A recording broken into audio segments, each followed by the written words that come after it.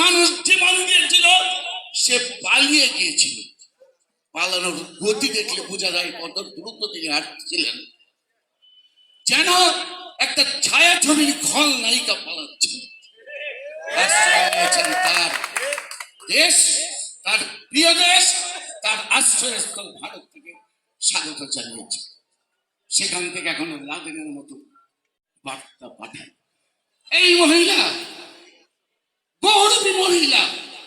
আমরা আগে দেখেছি যখন নির্বাচন আসত তখন তিনি কি করতেন, তখন তিনি মাথায় হেজাব করতেন, হাতে তসবি নিতেন, জায় নামাজ বিছাতেন, আর বলতেন, লিখে দিতেন পোস্টারে, লা ইলাহা ইল্লাল্লাহ, নৌকার মালিক তুই আল্লাহ।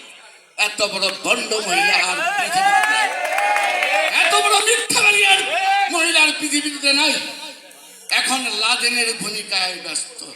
তাই আমাদের তারেক রহমান, আমাদের নেতা, সতর্ক এবং সাবধানতা অবলম্বন করতে বলছেন। বহুমুখী চক্রান্ত চলছে।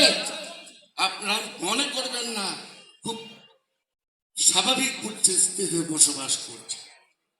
বিভিন্ন দিক থেকে প্রেসক্রিপশন দেওয়া হচ্ছে বাস্তবায়নের জন্য। তাই ছাত্র জনতা এবং বিএনপি প্রত্যেকটা কর্মীকে সোচ্চার থাকতে হবে। যে কারণে তারেক রহমান একবার নয় বহুবার আহ্বান জানিয়েছেন সাবধানতা এবং সতর্কতা অবলম্বন করার জন্য। আমি আপনাদেরকে সেই কথাকে স্মরণ করি।